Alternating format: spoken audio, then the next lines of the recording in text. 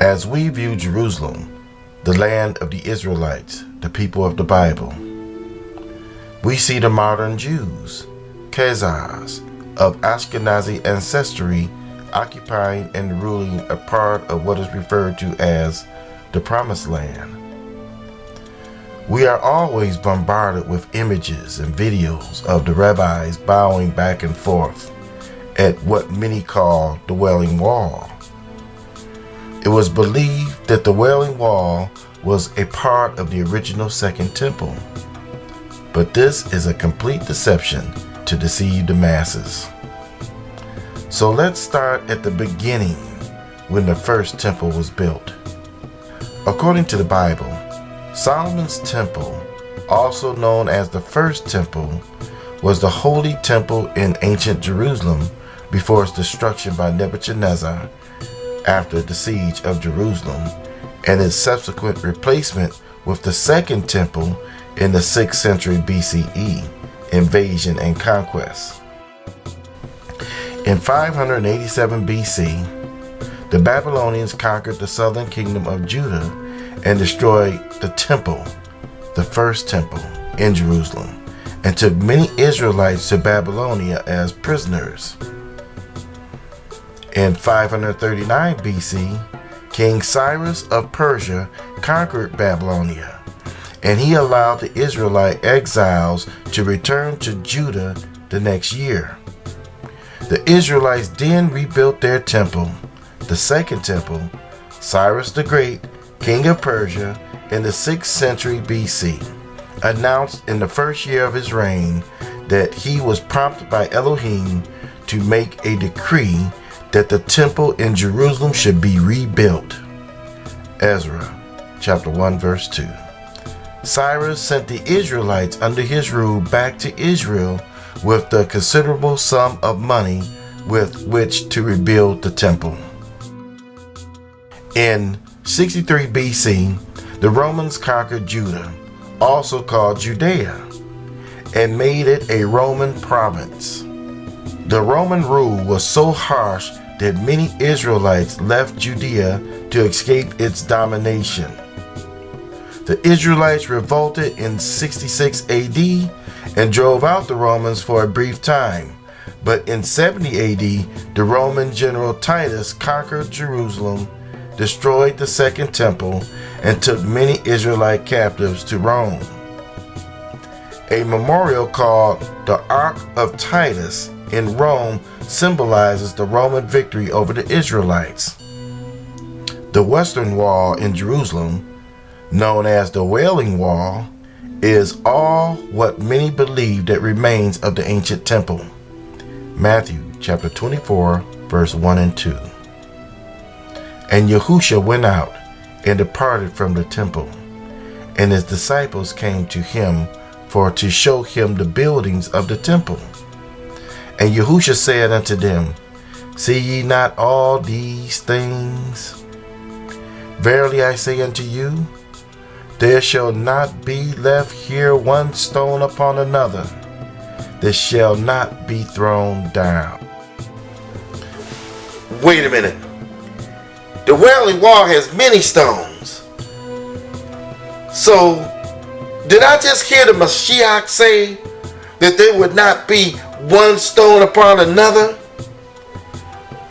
The passage in Matthew 24 is about the end of the world. So he's obviously talking about in the end of the world, it won't be one stone upon another. So why are we seeing this Wailing Wall then with all of these stones? The Wailing Wall has more than 10,000 stones that are still standing today. How in the world could the Messiah make such a prophecy, right? And we know his prophecy was true. So what's going on? I'm going to show you. When he said there shall not be one stone upon another, he was right. So then this Wailing Wall, what is it? I'm going to show you what it is. Okay. Titus, the Roman general, looked on the ruins after the Jewish war in 70 AD and the description of what he saw was very instructive in the book of Josephus, right? And Josephus and Titus were both eyewitnesses. Listen to what Josephus had to say. Josephus stated, "And truly, the very view itself was a melancholy thing. For those places which were adorned with trees and pleasant gardens were now become desolate country every way, and its trees were all cut down. Nor could any foreigner that had formerly seen Judea and the most beautiful suburbs of the city, and now saw it as a desert, but lament and mourn sadly at so great a change. For the war had laid all signs of beauty quite waste, nor had anyone who had known the place before had come on a sudden to it now, and he have known it again. But though he, a foreigner, were at the city itself, yet would he have inquired for it." War 6:1-1. Josephus mentions the other ruin of the temple and the city of Jerusalem. This is why most modern scholars and religious authorities believe that the descriptions of the demolition of Jerusalem by Josephus and Titus as being outlandish exaggerations. Josephus was not exaggerating. Josephus stated that the Romans set fire to the extreme parts of the city, the suburbs, and burnt them down and entirely demolished its walls.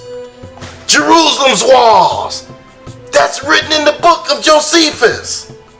Josephus also mentions that when Titus entirely demolished the rest of the city and overthrew its walls, there it is again, he left these towers as a monument of his good fortune, which had proved the destructive power of his auxiliaries, and enabled him to take what could not otherwise have been taken by him.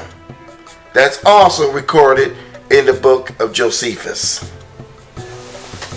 Luke chapter 19 verses 41-45.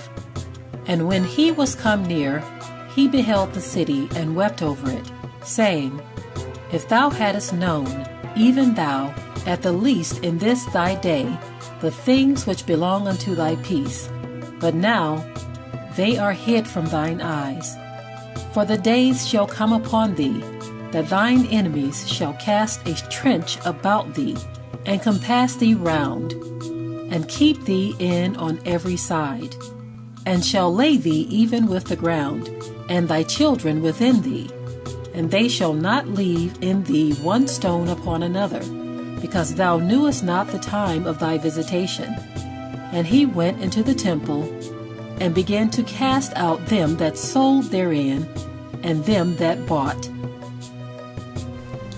Matthew chapter 23, verse 34-39. Wherefore, behold, I send unto you prophets, and wise men, and scribes, and some of them ye shall kill and crucify, and some of them ye shall scourge in your synagogues, and persecute them from city to city, that upon you may come all the righteous blood shed upon the earth, from the blood of righteous Abel unto the blood of Zacharias the son of Barachias, whom ye slew between the temple and the altar.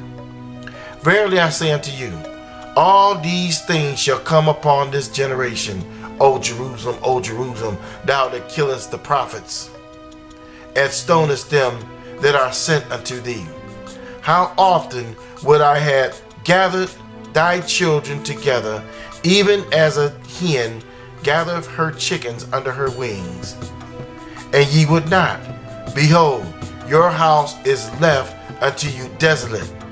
For I say unto you, ye shall not see me henceforth, till ye say, Blessed is he that cometh in the name of Yahuwah. Matthew chapter 24, verse 15-16. When ye therefore shall see the abomination of desolation spoken of by Daniel the prophet stand in the holy place, whoso readeth, let him understand.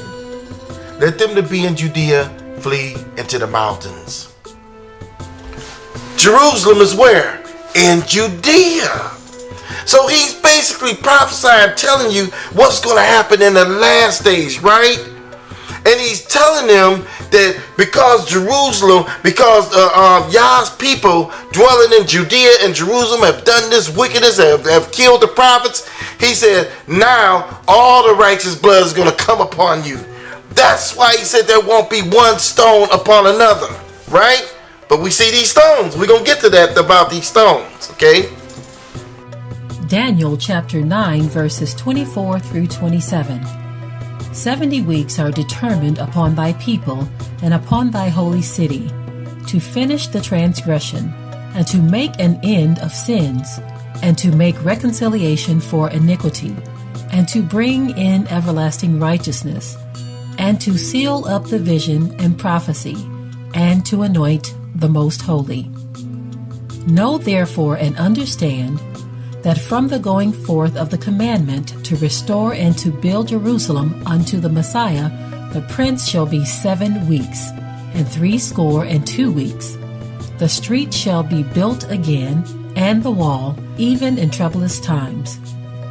And after 62 weeks shall Messiah be cut off, but not for himself, and the people of the prince that shall come shall destroy the city and the sanctuary, and the end thereof shall be with a flood, and unto the end of the war desolations are determined. And he shall confirm the covenant with many for 1 week. And in the midst of the week he shall cause the sacrifice and the oblation to cease. And for the overspreading of abominations he shall make it desolate, even until the consummation. And that determined shall be poured upon the desolate.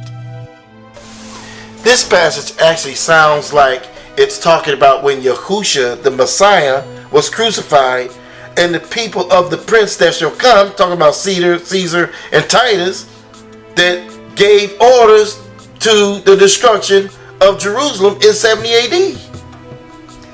Now there's much information being put out there about the third temple or the rebuilding of the temple. There's talks right now that they are attempting to do that, rebuild the third temple. And a lot of people are excited. They feel like this is some type of prophecy being fulfilled. This is because most people have never really studied these things out. They don't understand all of the context surrounding the first or the second temple. And so therefore, when they hear that the Jewish people are talking about rebuilding the third temple, everyone's excited. Oh, this is the fulfillment of biblical prophecy. Oh, this, oh, that. But when you really take a closer look at what's actually happening, you will see all of the deception that is coming at us. And the Bible warned us that in the last days that there would be much deception. And so these are the things that we must look for. And you have to study to show yourself approved. You have to look at these things. You have to analyze these things and make sure that what is being told to you is actually the truth. Because through Christianity, so many false doctrines have been circulated. Christianity has us believing all kinds of things. I mean, think about the whole concept of the rapture. They wrapped it all up in several movies, okay? One of the most famous movies was the Left Behind series. And in the Left Behind series, they had you thinking that millions of people were just going to vanish just into thin air with the twinkling of an eye. All of these people were going to be whisked away, and all of these car crashes and airplane crashes and people just vanishing because they were these righteous, holy people that were going to be raptured to heaven. Well, that couldn't be further from the truth. When you really look at the Bible and what it talks about as far as the catching away, it is not what the Christians have presented to the world at all. Nothing even close to it. The majority of the people in the world today, especially those who they believe are going to be raptured away, are going to be left behind for real. When you take a look at all of the different doctrines that have been circulated, you will understand why it's very important that you also get an understanding on this third temple doctrine. And you will begin to see very clearly the deceptions that are just very, very obvious. Hopefully through this documentary here, you will understand or have a better, more clear understanding of the deception surrounding the rebuilding of the third temple. 2 Thessalonians chapter 2, verse 3 and 4. Let no man deceive you by any means, for that day shall not come, except there come a falling away first, and a man of sin be revealed, the son of perdition, who opposeth and exalteth himself above all that is called Elohim, or that is worshipped, so that he, as Elohim, sitting in the temple of Elohim, showing himself that he is Elohim.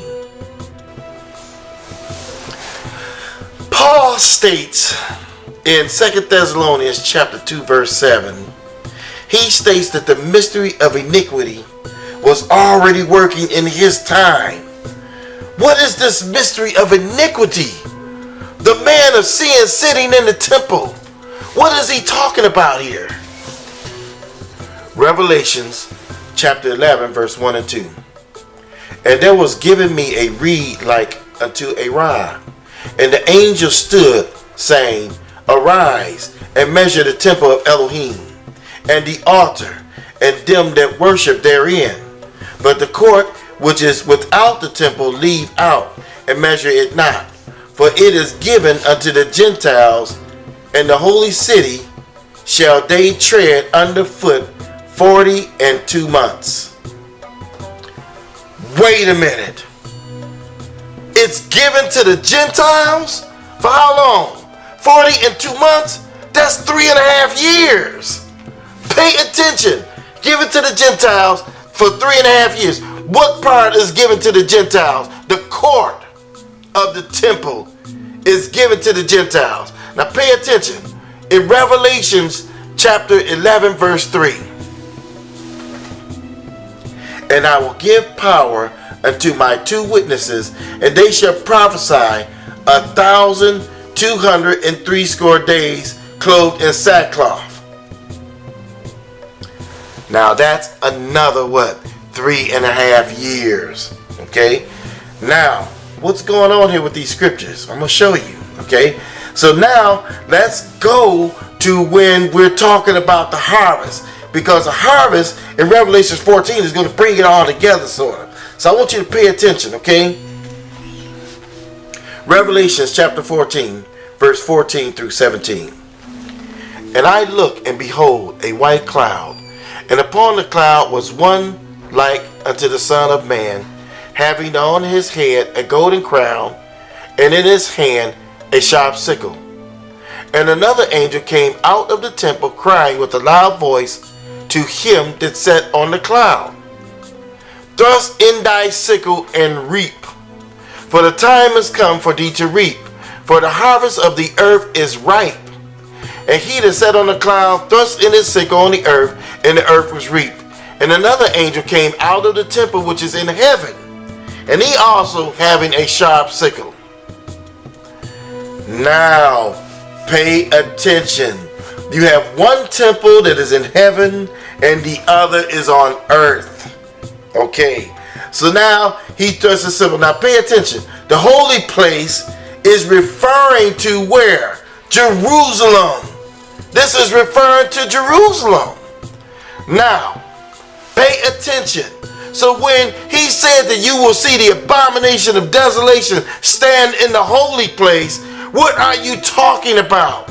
Now notice when they started came up with this false image of JC, right? This false image of Jesus, okay? Notice they took a homosexual Neanderthal called Jesus and placed him where? In the holy place. When they started doing these movies, some of these movies was actually filmed over in Jerusalem, right? Using who? A false image. A man playing the role of a false image, right? And And they declare that he is what? This false image. And his name, they declare that he is what? The son of Elohim, and even Elohim himself. This is what they preach, right? This is what they teach, right?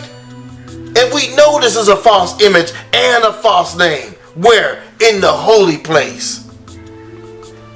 Now, I want to bring your attention to this article here about the Sanhedrin. It's titled, "The Sanhedrin Asks Trump and Putin to Build the Third Temple."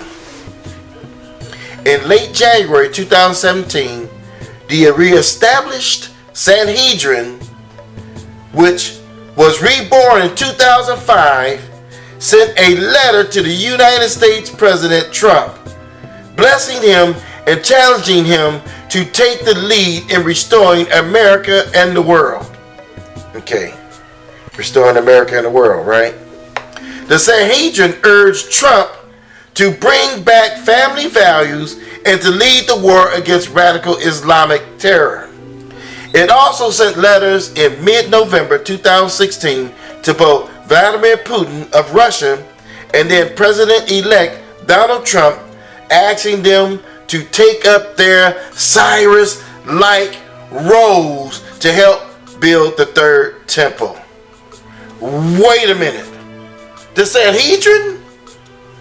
The Sanhedrin was a council of Jews that came together. And if you know your history, it was the Sanhedrin in the scriptures that took counsel to have the Messiah crucified. So wait a minute. The same council is now, they done rebirth the Sanhedrin council. Why? So that they can rebuild the third temple? Wow. So now, where are we going with this? You see, there's so many lies concerning this whole issue of what we're talking about here. The third temple. Okay, this third temple. And the lie that the Wailing Wall is what's remaining of the second temple. This is all a big lie. I'm going to show you why. Okay, pay attention. Are you aware that according to various writers, the temple was actually completely destroyed? I want to share this with you. So then, what are these walls that are still standing if it's not the temple? Because it can't be the temple. If you do your research, you'll discover that the walls are indeed not the temple at all. As a matter of fact, the walls you see in Jerusalem are actually a part of Fort Antonia. Fort Antonia was a fort that was built by the Roman Empire so that they would have a place to rule Jerusalem. And it was attached right to Jerusalem. That was their wall. That's why they left it standing. It was a part of their fort. But we have these Christians and we have these Jews pushing the lie that this is a part of the second temple. The Wailing Wall is a part of the second temple. This is one big, huge lie. And it was a big lie so they get funds for people all over the world. Hey, we're the people, we're wailing at the wall. Look, we're crying at the wall, bowing back and forth every day at the wall. Which, it's not the wall, that's Roman property. That was a fort that was set up in Jerusalem by the Roman Empire. And we see them bowing back and forth at this Roman monument. So what did that tell you about them? Maybe they are truly Romans. We know that the Romans are Edom. Interesting, huh? Now, I can remember as a Christian when I would see the Jewish people over at the Wailing Wall. I thought that was something just so beautiful to behold. I felt like these are people worshiping their God, and that some of them would open their eyes to the truth. And you know, there were these prayers that were going forth, that the Jewish people would open their eyes and begin to accept Hamashiach, or the Messiah, Jesus Christ, as the world called him. Okay, and seeing them at the Wailing Wall meant something. But when you understand the deception surrounding even that, you say, wow, so much deception. The Bible told us that in the last days that knowledge was going to be greatly increased. And so that is what we see happening. So now when I look at them at the Wailing Wall, I see the deception in that. And I see that they are not actually the people or the ancient people of that region. They are Jewish converts into Judaism, but they are not the descendants of the tribes of Jacob. Okay, that is one of the narratives that have been pushed for so long. So when you think Wailing Wall, Third Temple, the Jewish people that are there today in the land talking about rebuilding the Third Temple, the majority of the people in this world are looking at it like some type of unfolding of biblical prophecy. But those in the know, those who understand what the Bible talks about the great deceptions of the world, about the replacing of his true people, how his true people are going to awaken from their slumber. When you understand those things, then you see the Wailing Wall for what it really truly is. It is part of the deception. It's part of the thing that had so many eyes closed for a very long time. But eyes are starting to open. Okay, the truth has gotten out there, and even some of the Jewish people themselves are starting to declare this truth. Okay, there are a number of Jewish people who have spoken to the real and true descendants of Jacob, being those so-called Negroes who have been sent into captivity to the four corners of the world, just like the Bible prophesied. They are even starting to reach out to some of them. So the cat is out of the bag. So now we see the Wailing Wall for what it is. It was part of the deception.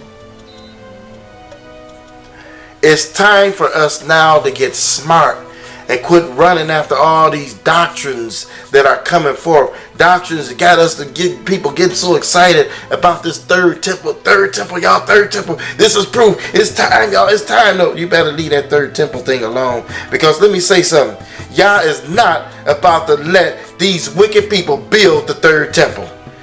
He is not about to let them build his temple. Let me say something to you. I want you to listen to me on this, right? When he commissioned Cyrus, he had Cyrus give the money to the people of Yah so that they could build the third temple. Cyrus didn't put his hand on building anything. Are you with me on that? Are you understanding this? Huh? Are you getting this? Yah is not about to allow these wicked people to build his temple. You understand me? They may build a temple, but I guarantee you it is not going to be Yah's temple. Because when Yah's temple get built, his people are going to build that temple, not some heathens. Hallelujah. Wake up, Israel. Yah's people, Israel. Not these imposters. Shalom.